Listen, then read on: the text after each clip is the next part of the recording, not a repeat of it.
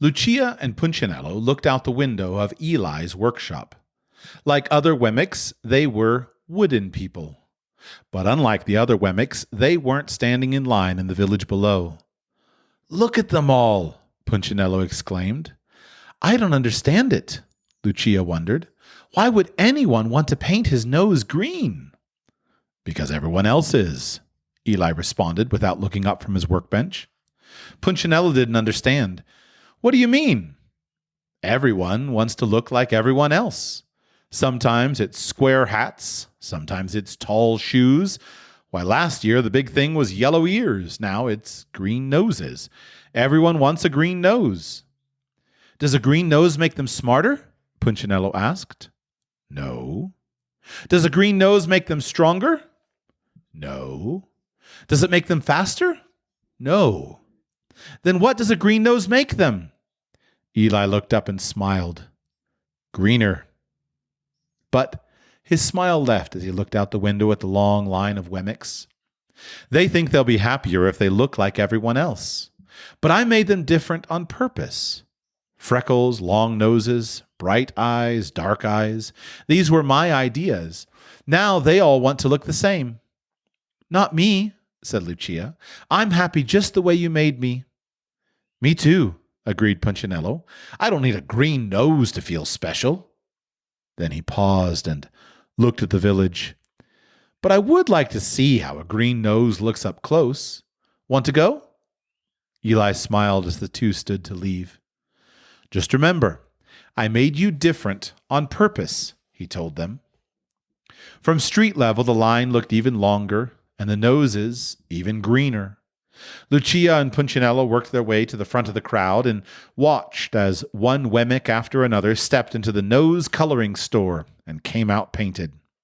"It's the latest thing," barked a Wemmick on the sidewalk. "Don't be the only Wemmick with a plain nose." "Who is that?" asked Punchinello. Lucia shrugged. "I don't know." "Why, that's Mr. Willie Withit," volunteered a Wemmick from behind them. "Does he run the nose painting store?" asked Punchinello. "More than that," the Wemmick explained. "Painted noses were his idea. So were the square hats and the tall shoes and the yellow ears. New things are his thing. He decides what is with it. Isn't he the best?" Lucia and Punchinello took a good look at this tall Wemmick with a deep voice, big smile, tall hat, and green bow tie that matched his oh-so-great green nose. Both were thinking the same question. Lucia asked it, "Who made him the new thing picker?" The Wemmick looked puzzled, like he'd never been asked that question. "Well, I don't know. He always has." Then his eyes brightened. "Wait, look, here comes a new nose." "Ooh," said the Wemmicks. "Ah," admired some of the others. The just-painted Wemmick didn't stop to speak. He just kept his nose in the air and walked past. All the green-nosed Wemmicks did this. After all, how could your nose be seen if it wasn't in the air? Walking around high-nosed, however, was risky.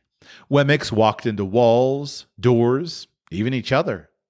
Lucia and Punchinello had to be very careful. One Wemmick took up the whole street. Step back, he announced. It was the mayor.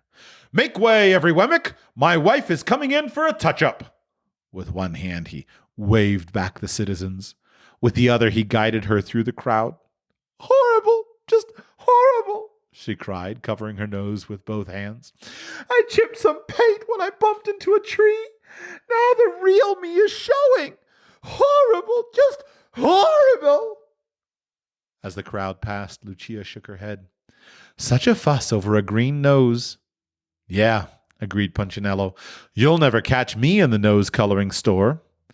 "Aw, Punch, I was hoping you'd go." Punchinello recognized the voice immediately. "Twiggy?" He turned and looked at the wide-eyed, sweet-smiling Wemmick. His ears began to turn red. They always did when he saw her.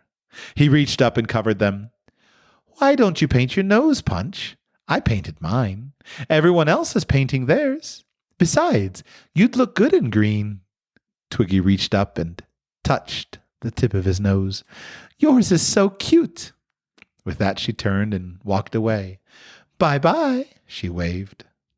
Punchinello moved one hand from his ear to his nose. He turned and looked at his reflection in the store window.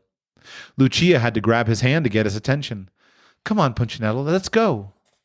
As he walked past the store, he noticed Willie Whiffet examining his nose in a handheld mirror. Later at home, he did the same. I never noticed before, but my nose sure looks pale.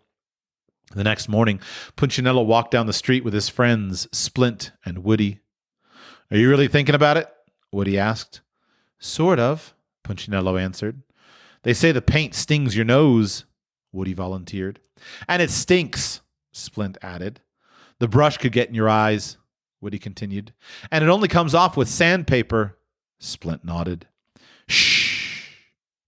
Punchinello put a finger to his lips and pointed at a large crowd of green-nosed Wemmicks standing in the square.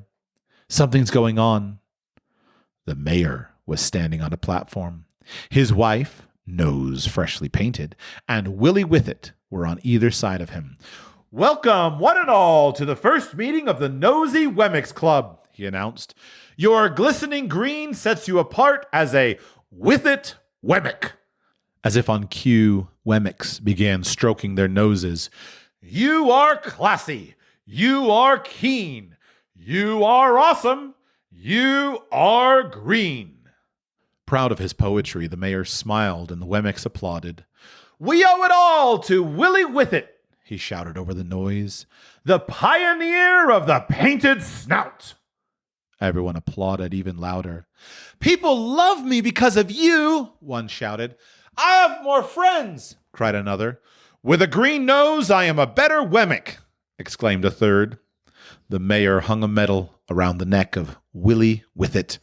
You have changed the face of Wemmicksville. We salute your brilliance. Without you, we'd all look like... The mayor paused, looking for the right word. Then he saw Punchinello and his friends. Pointing in their direction, he declared with a scornful laugh, Them! Everyone else laughed too. Punchinello and his two friends lowered their heads and covered their noses. Let's hear it for Willie Whiffet, shouted the mayor.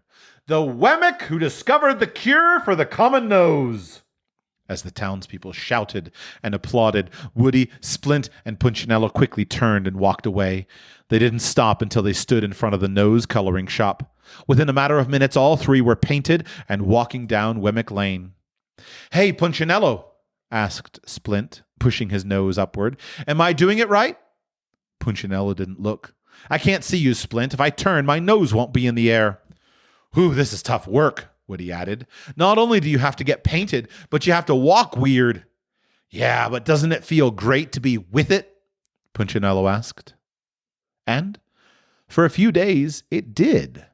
They hung out with other green noses and made weekly visits to the nose-a-curist for a nose polish. They bought nose gloves for cold days and nose-brellas for rainy ones. All three read Willie Whiffet's new book, Winner by a Nose.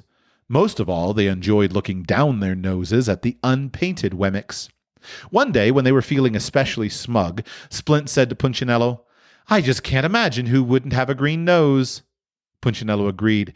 Anyone without a green nose is so what? A voice interrupted. It was Lucia. Punchinello was embarrassed. I haven't seen you in a while, he said. You haven't seen anyone in a long time, she replied, except yourself. He started to speak, but didn't. He was bothered by what she said. And he was even more bothered by what he saw. He saw it the next morning as the three were walking into Wemmicksville. Standing on the other side of the road was a Wemmick with a red nose. He needs to get with it, they said to each other. But then they saw another Wemmick also with a red nose, then a third and a fourth. By the time they were in the village, they were surrounded by red-nosed Wemmicks, and those whose noses weren't red were in line to have them painted. Step right up, shouted Willie Whiffet from the steps of his store. Green noses are out and red noses are in. But we just got our noses painted green, they told him. No problem, he replied. Our red will cover the green. Step right up and get in style. The three friends looked at each other sadly. We thought we were in style, Woody moaned. What could they do but stand in line and have their noses painted red? For a few days they fit in, until one morning they saw a blue-nosed Wemmick. Oh no, they said to each other, not again. So they changed colors. But it was only a short time until blue noses were out and pink noses were in. Then pink was out and yellow was in. Then yellow was out and orange was in. Soon Punchinello and his buddies had so many layers of paint on their noses that they couldn't remember what they really looked like. This has to be the final color, they said the day they walked out with orange noses. But once again, they were wrong. I'm so tired of this, Woody moaned when he saw a purple-painted Wemmick. I wish my nose was common again. The three sat on a rock and hung their heads. Me too, agreed Punchinello. I should have listened to Eli. You think he would help us? Why don't you ask him? All three turned at the sound of the familiar voice. Lucia, they said. He asks about you every day, she told them. Is he mad? Punchinello wondered. Sad, but not mad. Punchinello looked up toward Eli's house on the hill. He told me to tell you to come, Lucia spoke again. Could I take my friends? Of course. Would you go with me? Certainly. And so the four began the long walk up the hill to Eli's house. When they reached the top of the hill, Eli stepped out of the workshop and began walking toward them. He met them in the yard. One by one, he examined their noses. Been trying to fit in, eh? Punchinello nodded. Did you succeed? Not really. Every time we got close, someone changed the rules. That's the way it is. And my neck hurt from sticking my nose in the air, Woody added. You weren't built to walk that way. We just want to be ourselves again, Splint said. I'm glad to hear that. Can we? They asked. Of course you can, Eli replied. I'll always help you be who I made you to be.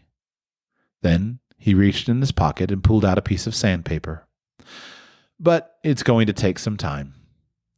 And so Punchinello and his friends followed their maker into his workshop, where he spent the rest of the day removing the paint.